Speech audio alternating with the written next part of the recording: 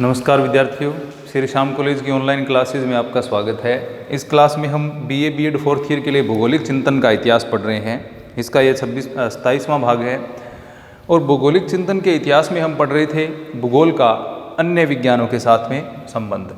पहले हमने पढ़ा भौतिक जो विज्ञान थे उनके साथ में संबंध। अब हम पढ़ेंगे भूगोल का सामाजिक विज्ञानों से संबंध। ये बी पार्ट हो गया इसका।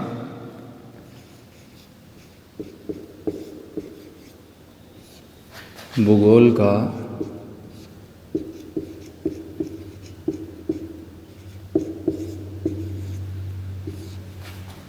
सामाजिक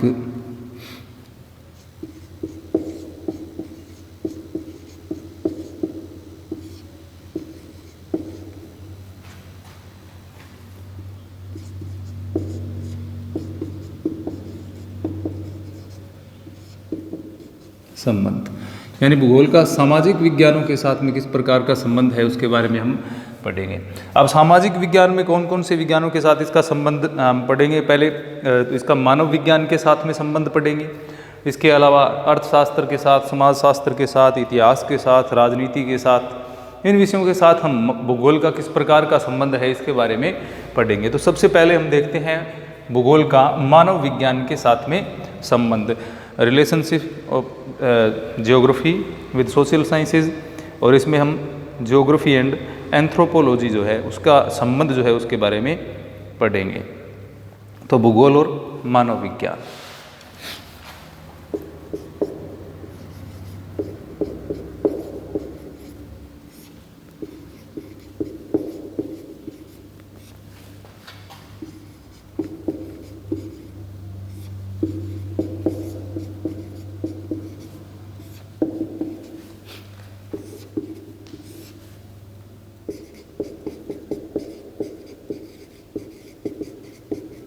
जियोग्राफी एंड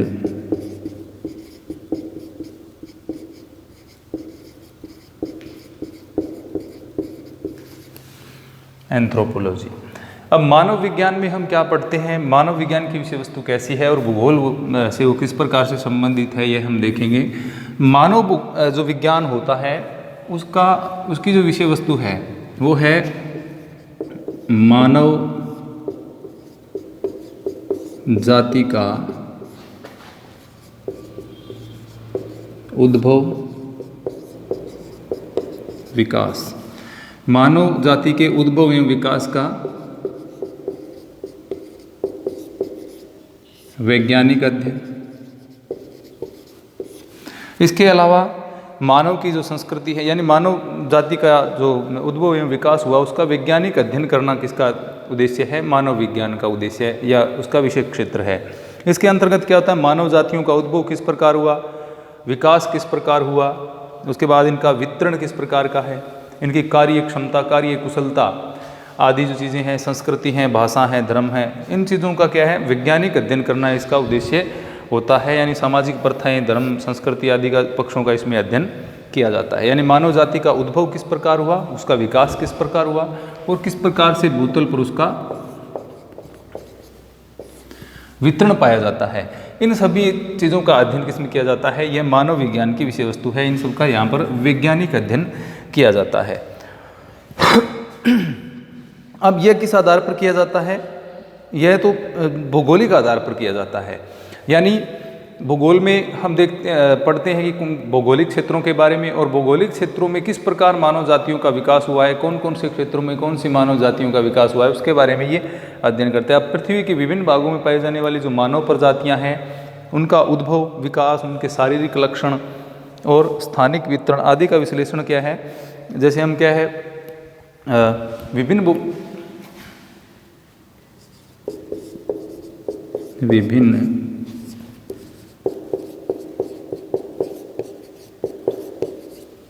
भौगोलिक क्षेत्रों में मानव जाति का उद्भव, विकास और वितरण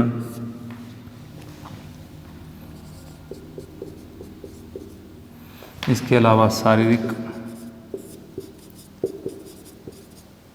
लक्षण आदि जो चीज़ें हैं, इसके अलावा इनकी संस्कृति, भाषा, वेशभूषा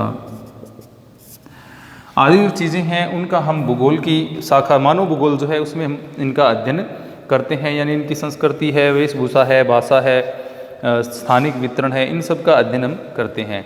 ये सामाजिक भूगोल की मानव भूगोल की जो उपशाखाएँ हैं, जिसमें सामाजिक भूगोल जैसे हम विभिन्न जो जनजातियां हैं उनके बारे में पढ़ते हैं, उनके विश्लेषण करते हैं, उनके शारीरिक लक्षणों का, उनकी संस्कृति आदि का। और सांस्कृतिक भूगोल में क्या है, हम उनकी संस्कृति के बारे में, उनकी वेशभूषा के बारे में, उनकी जो प्रथाएं हैं, उनके धर्म संबंधी जो क्रियाकलाप हैं, उन सभी चीज़ों का अध्ययन इसमें करते हैं। अब इसके बाद अगर हम बात करें तो प्रजाति भूगोल में विभिन्न जो मानव प्रजातियां होती हैं, उन मानव प्रजातियों का विकास कैसे हुआ, उनके शारीरिक लक्षण कैसे हैं, कौन से क्षेत्र विशेष में पाई जाती हैं, उनकी क्या विशेषताएं हैं, उन चीज़ों के बारे में हम किसमें अध्ययन करते हैं,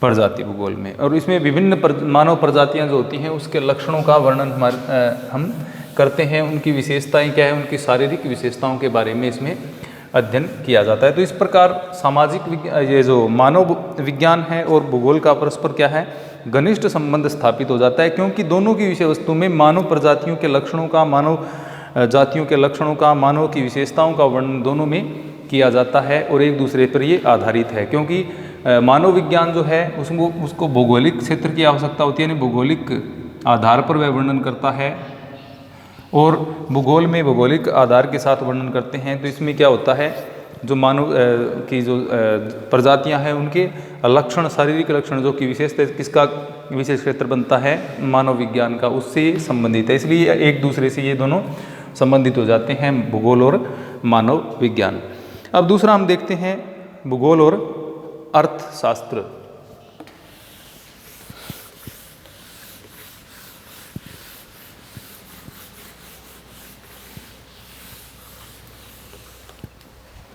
भूगोल और अर्थशास्त्र।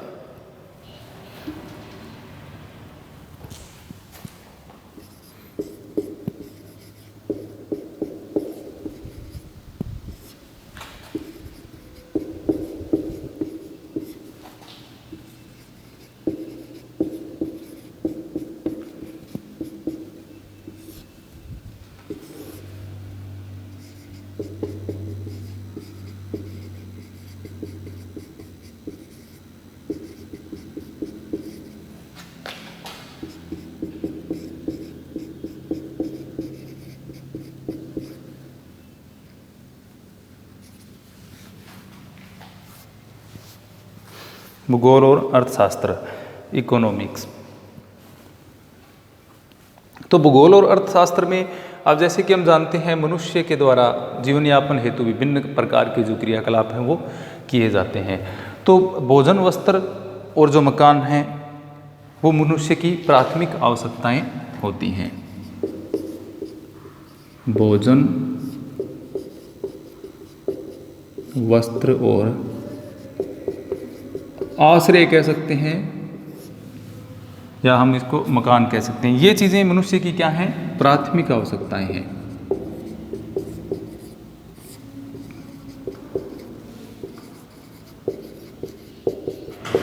अब प्राथमिक आवश्यकताओं की पूर्ति के लिए मनुष्य क्या करता है,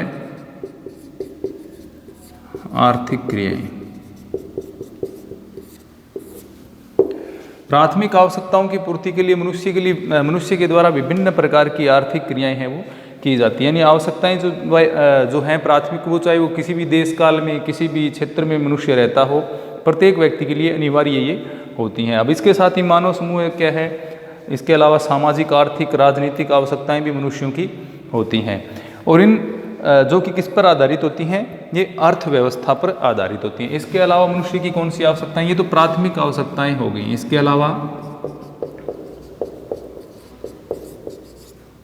सामाजिक,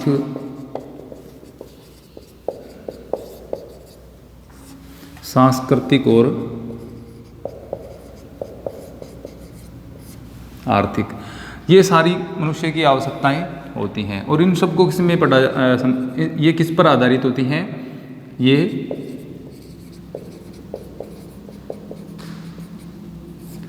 अर्थशास्त्र पर आधारित क्रियाएं होती हैं, यानी अर्थशास्त्र पर ये आधारित हैं। यानी मनुष्य अपनी आवश्यकताओं की जो पूर्ति करता है, यानी इसकी आवश्यकताएं जो होती हैं वो किससे संबंधित होती हैं? अर्थशास्त्र पर ये निर्भर करती हैं। तो अब जो अर्थव्यवस्था, यानी ये सारी चीज़ें जो मनुष्य की हैं, ये सारी जो क्रियाकलाप हैं मनुष्य के, ये कहीं ना कहीं मनुष्य के किससे जुड़ी हुए हैं? अर्थव्यवस्था से।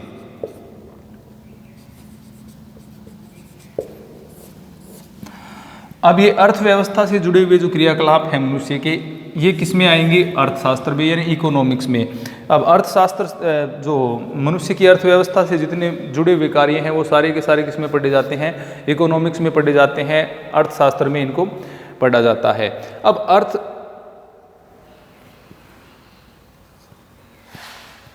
अर्थव्यवस्था जो मनुष्य की है, जो कि जिससे कि उसके सामाजिक, सांस्कृतिक और प्राथमिक आवश्यकताएं हैं जो टिकी हुई हैं, उसको हम पढ़ते हैं अर्थशास्त्र में। अब इन आवश्यकताओं को पूरा करने के लिए जो क्रियाकलाप मनुष्य के द्वारा किए जाते हैं, यानी किसी क्षेत्र विशेष में जन समुदाय के द्वारा जो आर्थिक क्रियाकलाप किए जाते हैं अपनी अर्थव्यवस्था को चलाने के लिए, तो जैसे वो किसके ऊपर आधारित होते हैं? वो उस क्षेत्र विशेष के अंदर जो संसाधन उपलब्ध होते हैं उनके ऊपर ही ये आधारित होते हैं, क्षेत्र विशेष में उपलब्ध संसाधनों में। जैसे खनिज है, इसके अलावा कृषि है, पशुपालन है, आखेट है, या फिर व्यापार है। ये सारी की सारी क्या है? मनुष्य की आर्थिक क्रियाएं हैं। और इन आर्थिक क्रियाओं ये किससे संबंधित हैं? पूरी ये भौगोलिक क्षेत्र से संबंधित हैं, भौगोलिक आधार से ये संबंधित हैं। तो भौगोलिक अर्थव्यवस्था में जो चीज़ें आई वो भौगोलिक आधार से संबंधित है, यानी इसके अंतर्गत इसके अलावा कोई चीज़ें जैसे जल है, मृदा है, जैव तत्व है, खनिज, ऊर्जा, प्राकृतिक संसाधन है, आखेट, पशुपालन, कृषि, ये सारी की सारी जो चीज़ें, इसके अलावा विनिर्माण उद्योग है, व्यापार है, परिवहन है, ये सारी चीज़ें हम किस में पढ़ते हैं? भूगोल में भी पढ़ी जाती हैं। कौन से भूगोल में? ये मानव भूगोल और उसकी शाखा जो है आर्थिक भूगोल, यानी इकोनॉमिक ज्योग्राफी। उसमें हम खनिजों के बारे में पढ़ते हैं, कृषि के बारे में, पशुपालन, आखेट, व्यापार, इसके अलावा परिवहन, संचार, ये जो सारी चीज़ें हैं इसको हम किस में पढ़ते हैं? आर्थिक भूगोल में हम पढ़ते हैं। और अर्थव्यवस्था इन्हीं के ऊपर आधारित होती है। और अर्थव्यवस्था का अध्ययन हम किस में कर रहे हैं? अर्थशास्त्र में कर रहे हैं, इकोनॉमिक्स में हम कर रहे हैं। तो इस प्रकार ये दोनों एक दूसरे से क्या हो जाते हैं? संबंधित हैं, क्योंकि एक दूसरे को समझने के लिए हमें, अब जैसे विभिन्न जो आर्थिक पक्ष हैं उनका संगठन है, उनका अध्ययन करने के लिए हमें क्या किसकी आवश्यकता पड़ती है? अर्थशास्त्र की। अब इसके ऊपर जो भी नियम लगते हैं, यानी इनके अध्ययन में, इनके उपयोग में, या अर्थव्यवस्था के जो नियम हैं, यानी इसके जो नियम एवं सिद्धांत किससे संबंधित होते हैं? अर्थशास्त्र से।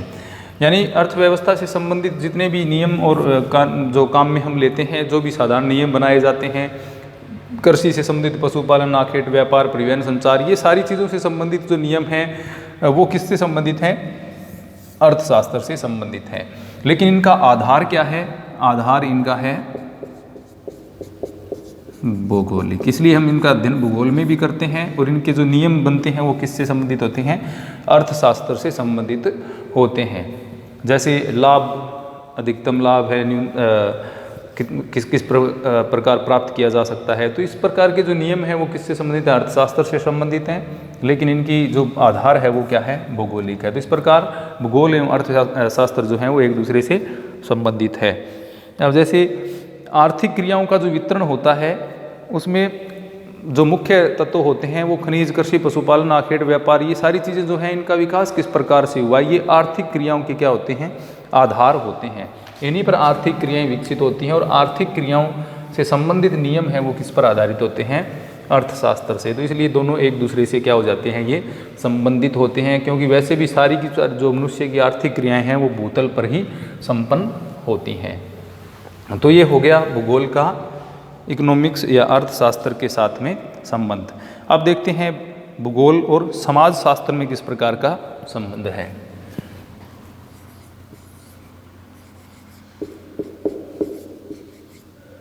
भूगोल और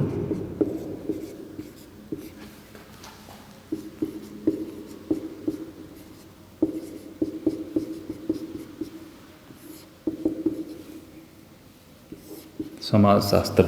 अब जैसा कि हम जानते हैं मनुष्य एक सामाजिक प्राणी है, तो सामाजिक प्राणी होगा, मनुष्य सामाजिक प्राणी है, तो सारी की सारी जो घटनाएं हैं वो हम किसमें, समाज से संबंधित घटनाएं हम किसमें पढ़ते हैं, समाजशास्त्र में।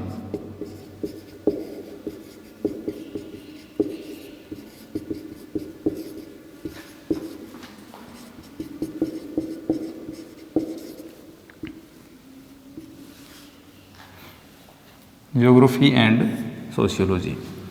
अब भूगोल और समाजशास्त्र किस प्रकार एक दूसरे से संबंधित हैं, क्योंकि भूगोल में क्या हम पढ़ते हैं, मानव जातियां जो हैं उनके उद्भव, विकास पढ़ते हैं, आर्थिक क्रियाओं को पढ़ते हैं,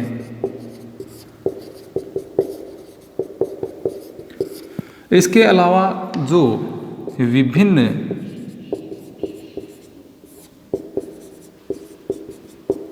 क्षेत्रों के जो मानव समुदाय हैं उनकी सामाजिक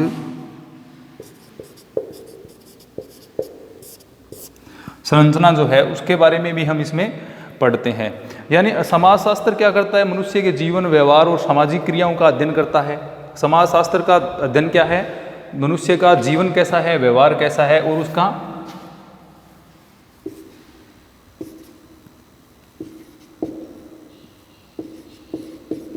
मनुष्य का व्यवहार और सामाजिक जीवन और सामाजिक जो नियम कानून होते हैं उनके बारे में समाजशास्त्र में पढ़ा जाता है। समाज के नियमों के बारे में, साधारण जो नियम हैं समाज के, उनके बारे में पढ़ा जाता है। मानव समाज की उत्पत्ति कैसी हुई, विकास, उसकी संरचना, सामाजिक संस्थाओं का अध्ययन भी समाजशास्त्र करता है। यानी किस प्रकार समाज की उत्पत्ति हुई, समाज में कौन से जो तत्व हैं वो एक आधार भूमिका निभाते हैं और कौन कौन से परिवर्तन समाज में होते रहते हैं और उन परिवर्तनों का ऊपर जो प्रभाव है वो मानव के ऊपर किस प्रकार से पड़ता है, उन सारी चीज़ों का अध्ययन हम करते हैं समाजशास्त्र में। समाज के सामान्य नियम जैसे हैं उनका अध्ययन किया जाता है। विभिन्न सामाजिक संस्थाएं जो होती हैं उनके बारे में, विभिन्न मानव समुदायों के बारे में, इसके अलावा जो सांस्कृतिक रीति रिवाज परंपराएं हैं, धर्म संबंधी रीति रिवाज परंपराएं हैं, उन सभी को इसमें पढ़ा जाता है। अब समाजशास्त्र मानव के विकास की प्रवृत्ति जो है उसके नियमों की वैज्ञानिक व्याख्या भी करता है। और समाजशास्त्र में अनेक जो वर्ग हैं, समूह समुदाय जो हैं, उनकी रीति रिवाज परंपराएं और विभिन्न नियम होते हैं। अब ये जो नियम होते हैं यानी विभिन्न परंपराएं, रीति रिवाज, नियम होते हैं, इनके ऊपर कुछ क्या प्रभाव देखने को मिलते हैं, भौगोलिक प्रभाव भी देखने को मिलते हैं। यानी मानव का, मनुष्य का जो व्यवहार है, सामाजिक जीवन है, इसके ऊपर कौन सा प्रभाव देखने को मिलते हैं,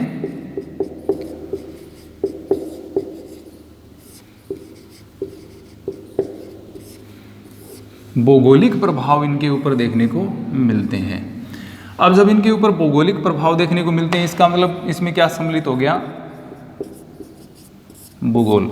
अब जब हम देखते हैं कि क्षेत्र विशेष में, यानी एक क्षेत्र से दूसरे क्षेत्र में जब हम जाते हैं तो वहाँ पर लोगों की जो सामाजिक परंपराएं हैं, सामाजिक नियम हैं, रीति रिवाज हैं, वो बदल जाते हैं, क्योंकि उस क्षेत्र का भौगोलिक परिवेश बदल जाता है और उस भौगोलिक परिवेश के बदलने के साथ ही उस क्षेत्र की जो सामाजिक रीति रिवाज हैं, परंपराएं हैं, उनमें भी क्या आ जाता है, परिवर्तन आ जाता है। वो भी क्या है, बदल जाती हैं, जैसे स्थान एवं परिवेश बदलते हैं।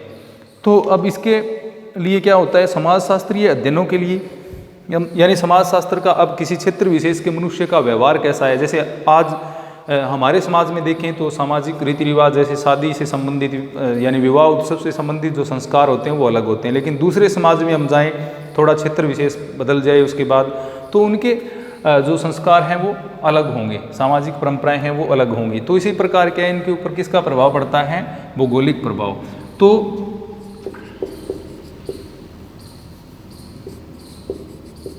समाजशास्त्रीय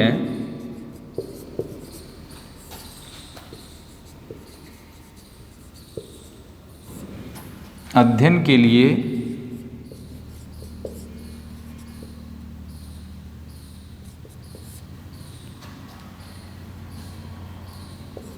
भौगोलिक ज्ञान